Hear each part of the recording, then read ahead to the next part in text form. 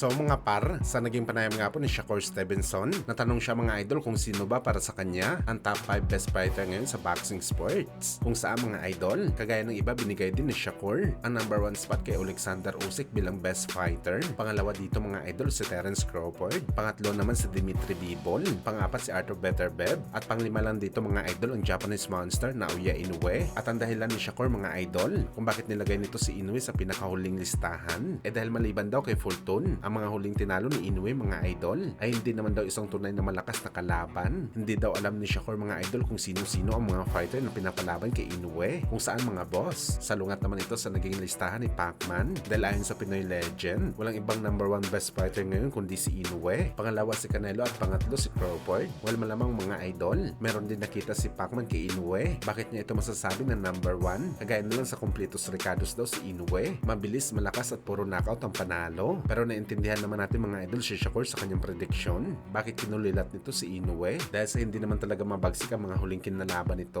Pero ang downside lang dito mga idol, sino pa kaya ang lalabanan ni Inoue na mayroong pangalan sa 122 pounds? Dahil halos lahat tinalo niya na. Alangan naman pipilitin si Inoue na lumaban sa 126 pounds. Na inaamin nito na sobra-sobra na ang timbang na to sa kanya.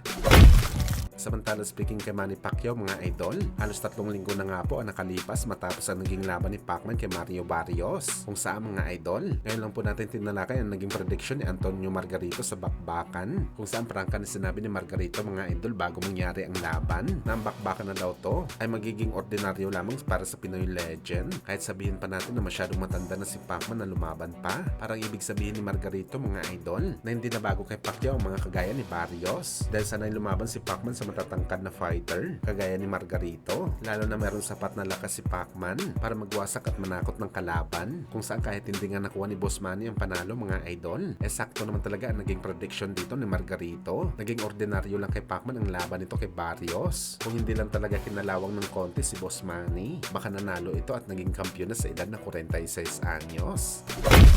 Sa kabilang banda naman mga idol, mga avid fans ni Terence Crawford, masyadong hype na manalo sa laban kontra kay Canelo sa September. Ito na daw ang panahon na ibabaon na sa limot ni Canelo at i-expose na daw ang tunay na kahinaan nito bilang isang fighter. Laos na daw kasi si Canelo mga idol para manalo sa laban kay Crawford. Well, nakakatawa lang isipin mga idol na marami ang tumatawag kay Canelo na laos na matapos ang boring nito na laban kay William Skull na puro takbuhan ng laban. Pero hindi ba naisip at nakita ng mga fans ni Crawford ang naging laban ni Crawford sa laban nito kay Madrimov na meron lamang 11 pro fights at isa pang 154 pounder. Father time na rin dito si Crawford. Kung nagawa ito sakta ng 154 pounder, paano pa kaya ang isang tunay na super middleweight fighter? Huwag sana sila mag-predict ng patapos mga idol. Baka matulog lang dito si Crawford sa bakbakan.